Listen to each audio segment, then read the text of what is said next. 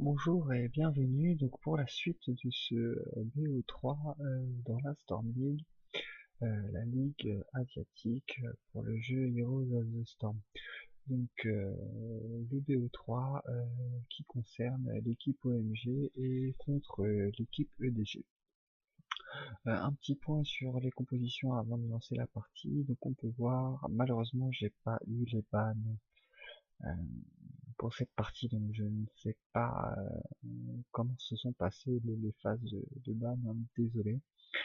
Mais cependant, OMG qui a pris Anubarak, Tyrande, Tyrael, Kerrigan et Vala.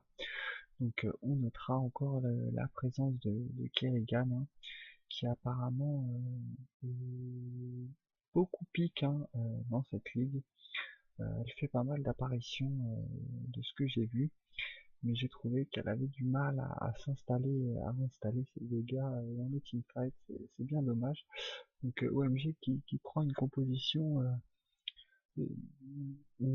orientée stun, hein, avec Annie Barak, Kerrigan, Vala et Tyrande. Il y a encore beaucoup de stun, mais cette fois-ci, ce qui est plus intéressant, c'est que c'est pas mal de stun de zone, hein, et non pas du stun mono-cible comme dans la composition précédente, quoi. Donc on va voir s'ils vont réussir à installer ces stuns de zone pour leur focus et les teamfights d'une manière générale. Ensuite, la composition EDG, il y aura donc Uther, Arthas, ETC, Jaina et Stitches. Donc, ce que m'inspire cette composition, c'est triple tank, hein. Donc, très très très surprenant. Je sais que il arrive parfois que les équipes s'orientent vers des compositions à double tank pour avoir plus de résistance d'une manière générale. Mais là, il y en a trois. Du coup, je suis très inquiet pour leurs dégâts, hein. Ça fera Jaina comme source principale de dégâts, et je ne vous cache pas que je la trouve relativement exposée en cas de focus, hein. À savoir que Jaina récupérera une capacité défensive, hein, que aux alentours du niveau 12 ou niveau 14, quoi. Une fois qu'elle va récupérer l'Ice Block, avant ça, elle n'a rien du tout, ni pour s'échapper, ni pour survivre, quoi. Juste les heals du terre, et je vous avouerai que ça me paraît un peu léger. Mais bon, ce n'est que mon point de vue, et peut-être que DG a déjà un plan de jeu pour compenser tout ça, mais que ça ne me vient pas à l'esprit tout simplement.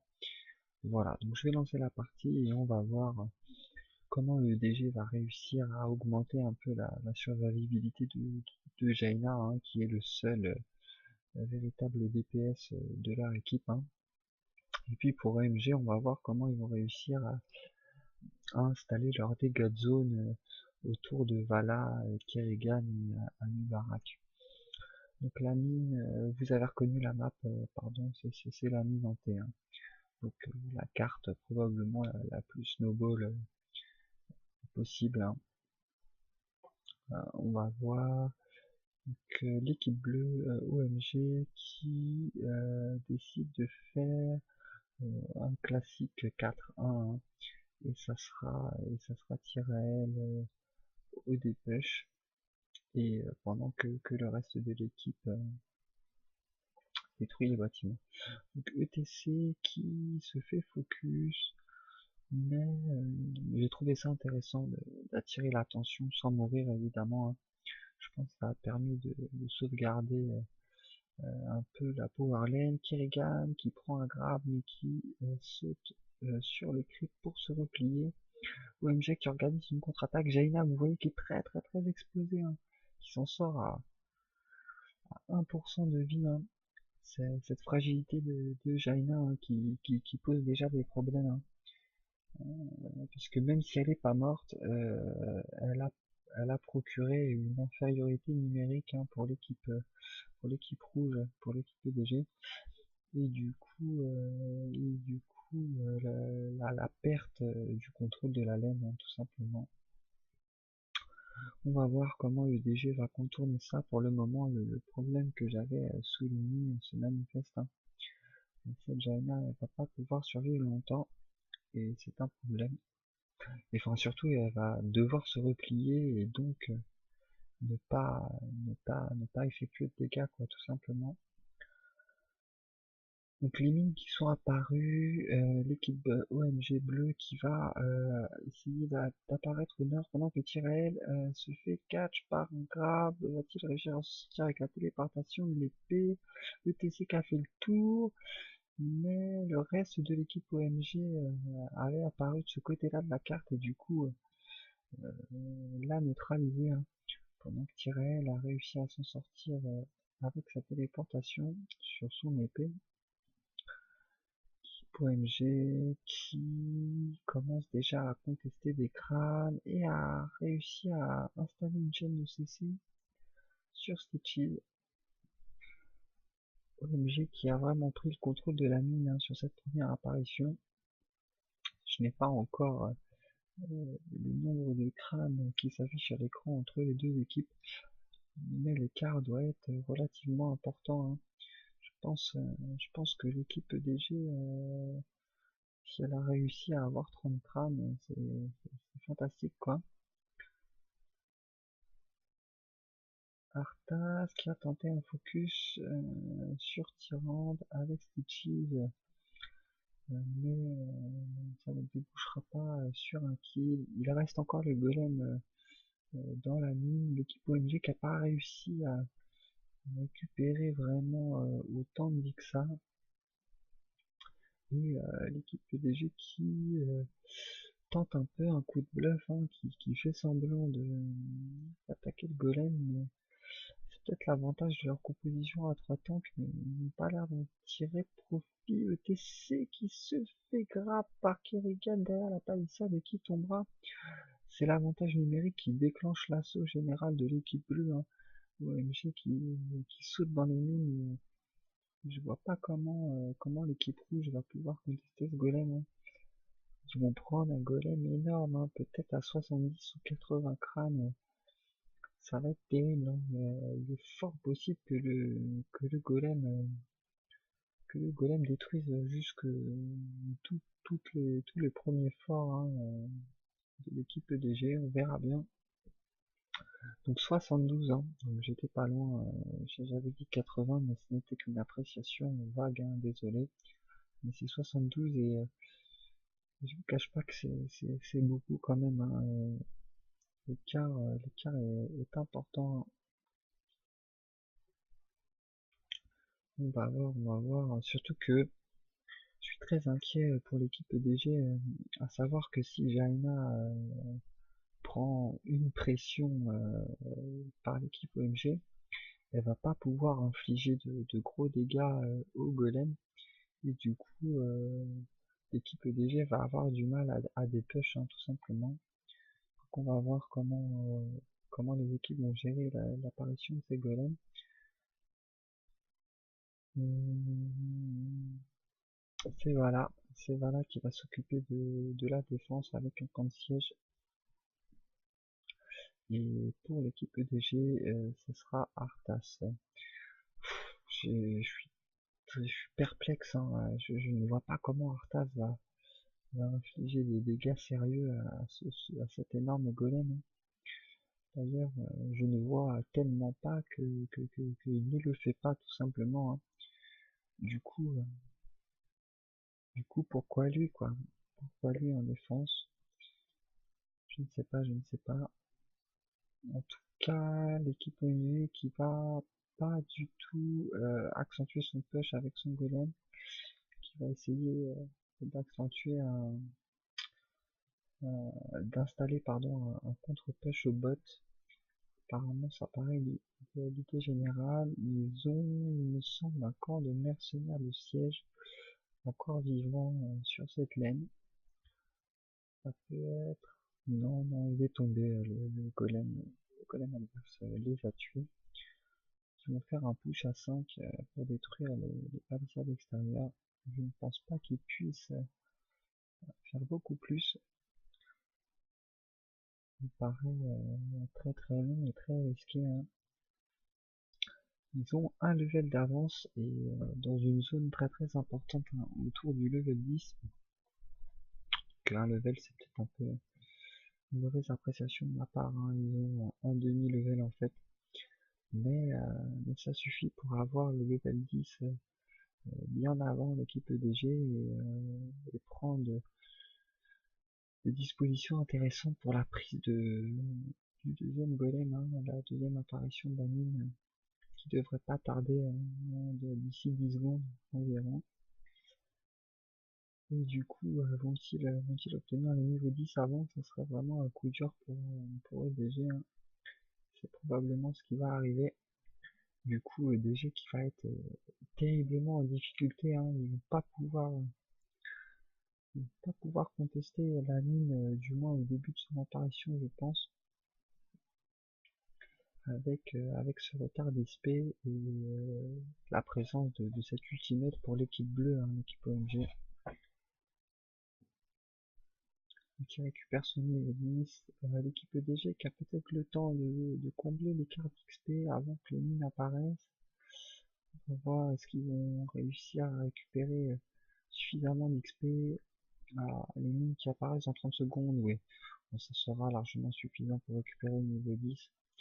Donc j'ai peut-être un peu extrapolé, hein, mais ça va aller pour l'équipe EDG. Ils vont pouvoir contester les mines sur un pied d'égalité. Donc l'équipe bleue qui décide de rentrer dans les mines par le bot, tandis que l'équipe rouge EDG va rentrer dans la mine par le top 1. Les deux équipes qui devraient contester les crânes du milieu dans un premier temps. Oh là là, Tyrell qui saute sur Anibarak, le focus est très très violent. Uther qui fait la tempête divine comme contre-attaque, ce qui lui permet de récupérer 3 alliés Kerrigan qui va pas s'en sortir, hein, l'équipe EDG avec une contre-attaque terrible, hein. Le Frost sur Tyrande et il tombera, il ne reste plus que Vala qui arrive à récupérer un kill mais qui tombera aussi. Donc bravo à l'équipe EDG, hein, vraiment une contre-attaque très à propos, hein, vraiment. L'équipe OMG qui a été peut-être un peu impulsif sur ce premier focus, hein. Ils ont vraiment réussi à détruire Anibarak, mais enfin, Anibarak et Tyrell ont vraiment installé un focus violent, mais ils n'ont pas réussi à tomber leur cible, et du coup la contre-attaque a été terrible, hein. Anibarak est tombé très très vite et la tempête divine du terre a étourdi 3 personnes, ça a été très violent. Stitchis qui prend un stun d'Anibarak, suivi de Kerrigan, il s'en sortira pas, hein. Il s'en sortira pas, l'équipe bleue qui se replie tranquillement après ce kill, hein. Donc, petit kill très très intéressant, hein, qui va leur permettre d'aller chercher le golem avec un avantage numérique. Quoique avec le temps de raise très raisonnable à ce stade de la partie, EDG qui pourrait décider d'aller contester ce golem dans un deuxième temps. Mais ils ne vont pas le faire, hein. L'équipe OMG qui a quasiment tué le golem, ça y est, ils l'ont eu. Du coup ça va être un golem plutôt équilibré, je pense, hein. 60-40. Donc il y a quand même un écart assez intéressant pour EDG, hein, j'ai envie de dire. C'est la récompense de la domination de leur teamfight. Du coup, avec cet avantage dans la mine et dans le dernier teamfight, ils ont réussi à non seulement à récupérer leur retard d'XP, mais à installer une avance aussi, hein. Là, actuellement, ils ont presque un level d'avance, hein. C'est menaçant, hein. C'est pas très très inquiétant, mais ça commence à faire vraiment beaucoup, hein. L'équipe OMG qui défend un push de Cogneur.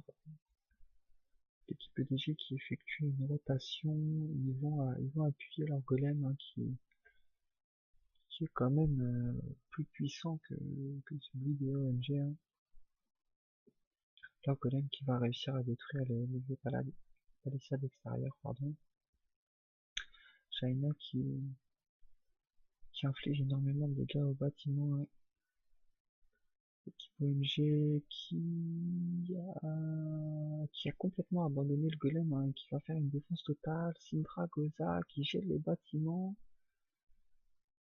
et qui va permettre à EDG de se replier tranquillement. ETC et Arthas qui se stun, qui sont résistants et ne pas très inquiétés. Quoi qu'Arthas est vraiment bas en vie, il a un envenimé aussi. Le focus de OMG qui arrive à choper Uther. Ah, il récupère un heal. Est-ce qu'il va réussir à s'en sortir? Il est couvert par Jaina et le reste de son équipe. Il tombera quand même. Voilà. Il aura chase pendant longtemps. Jaina, oh là là, qui va pas réussir à se replier. M'étonnerait, elle tombe aussi. Ah, avec une flèche de Tyrande apparemment. Le golem qui n'a plus de vie mais qui a carrément attaqué le bouclier du Nexus, hein.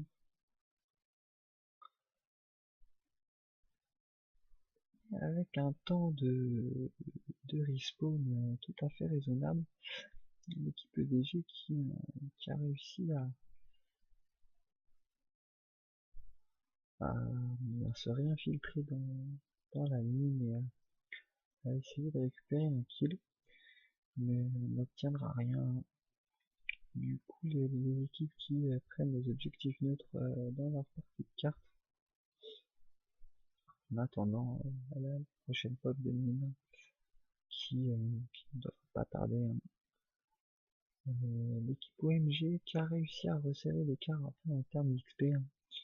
Savouret dans cette action, je n'en vois pas spécialement l'origine, mais apparemment des rotations plus efficaces, hein, car qui ne se creuse pas. Voilà, Tyrell qui était dans une position extrêmement dangereuse, qui essaie de se replacer avec son épée, mais qui se fait repousser par OTC, il s'en sortira pas sur ce coup-là, hein. Il va tomber, il va tomber. Peut-être que l'explosion va fournir. Oui, il y a un kill à son équipe sur OTC. Voilà, qui est très très bas en vie, hein, qui va pas pouvoir se commit dans ce combat. Oh, Tyrande qui se fait grab au milieu de 4, elle s'en sortira jamais, hein. Jamais, jamais. Du coup, l'équipe EDJ qui trouve une position intéressante dans ce teamfight, hein, qui arrive à récupérer 2 kills contre TC. C'est très très très rentable, surtout qu'elle a une ligne qui push et 2 mercenaires de siège. Du coup, elle va pouvoir continuer à push en attendant. L'équipe EDJ qui fait un back général pour se préparer pour les mines, hein, qui apparaissent dans 15 secondes. Ils vont pouvoir effectuer une rotation. Apparemment, ils vont rentrer au top.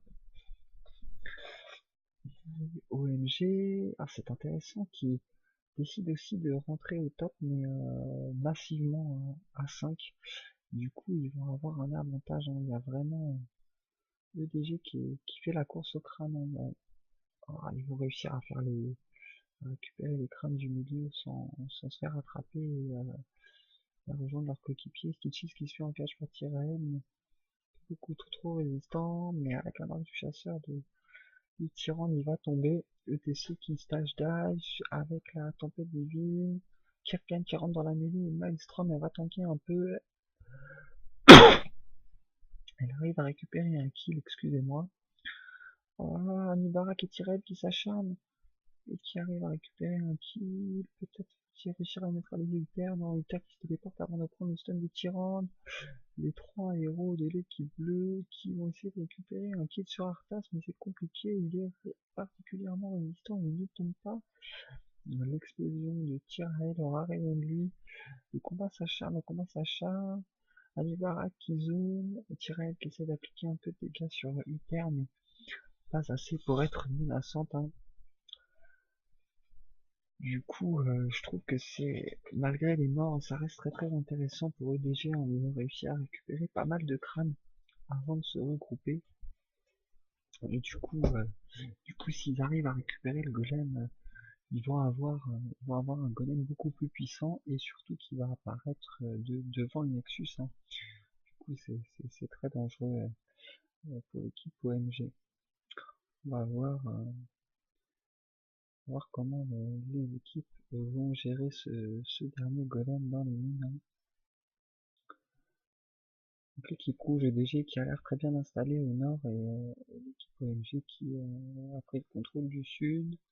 Les deux équipes qui vont peut-être essayer d'installer des laines favorables avant de s'emparer du golem. Ça a l'air d'être l'idée générale. EDG qui descend à 4. Je ne vois pas l'intérêt, c'est très dangereux d'être en sous-nombre, hein. Ah non, c'est bon. Euh, le TC qui rejoint son équipe, ils vont être tous ensemble, quoi. Le TC qui va peut-être tenter un stage dive pour une engage. Le Craft Stitchy sur Vala, mais qui va dash au loin. Le TC qui va mettre un peu la pression sur Vala. Arthas qui fait Sindragosa pour couvrir un peu le teamfight avec la Starfall. Jaina qui est, voilà, qui est obligé de back, hein. Le DG qui n'a plus de dégâts dans son équipe, hein. Ils peuvent résister longtemps, mais ils n'ont plus de dégâts, hein. Alors que, comme vous le voyez, hein, Ali Barak, Tyrael, Kerrigan, ça fait beaucoup de dégâts, hein. Ils vont tous les chasser. Donc c'est dommage, hein. L'équipe DG, je trouve qu'il n'a pas réussi à contourner le problème de la survivabilité de Jaina, hein, qui est le seul, on va dire, gros distributeur de dégâts dans leur équipe, quoi. Après, le reste de l'équipe est particulièrement résistant, mais fournit des dégâts très modérés, hein. Donc on va voir, OMG vont-ils tenter le all-in, hein, parce que finalement avec tout ça, ils compensent, à peine, hein, parce que je vous le rappelle, hein, la mine s'est passée en 2 temps. Et EDG a réussi à récupérer tous les crânes de leur côté de map, plus les crânes du milieu, du coup ils avaient beaucoup d'avance, quoi. ETC qui prend un jugement, Arthas qui lance Sindragosa pour couvrir un Nubara qui couvre, qui zone un peu mais qui a du mal à se replier, il a plus vraiment beaucoup de vie. Mais il y a encore les DPS pour les côtés OMG, mais la frontline va tomber, hein, du coup ils vont se replier. Ce pêche n'aboutira pas. Défense solide, hein. En attendant ETC qui fait un solo pêche sur le Nexus et qui va l'avoir. Incroyable. Bon. Bah, merci d'avoir regardé cette vidéo et puis je vous dis à bientôt. Et fin incroyable au passage.